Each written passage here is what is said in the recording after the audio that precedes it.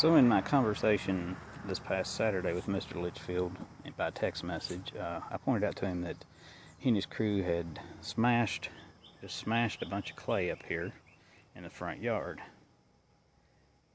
Now, we're talking about a trench that's supposed to be 4 inches wide. 4 inches wide is what the trench is supposed to be.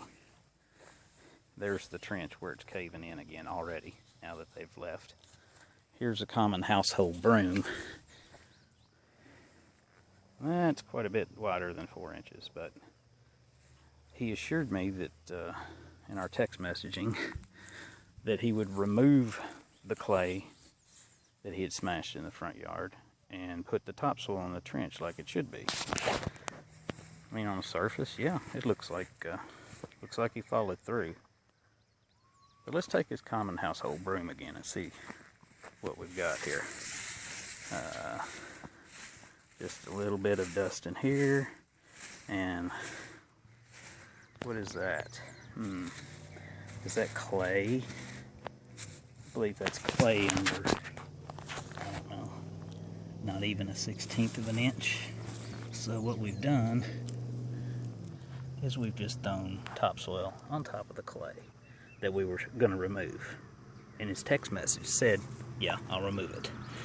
So obviously now I will have to take all of this clay out of the yard myself and get the trench down to 4 inches and then put the topsoil down and reseed.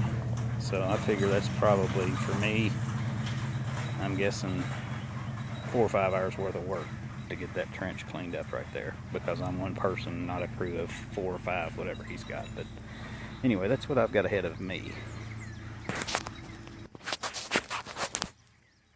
Let's just take one more look. Maybe I just picked a bad spot. Let's go right here. Okay, we got straw. We got topsoil. And immediately we've got clay. Now, I'm no lawn expert like Mr. Lichtefeld, but I tend to think that clay is not going to absorb much water.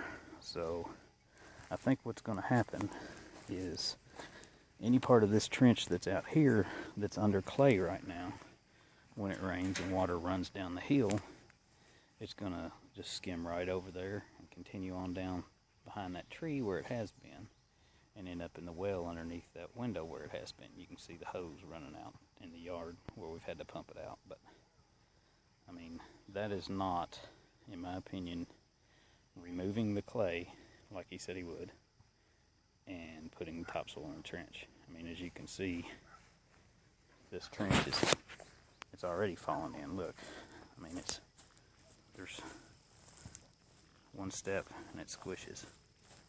One step and it squishes. So he put topsoil on like you would salt and pepper.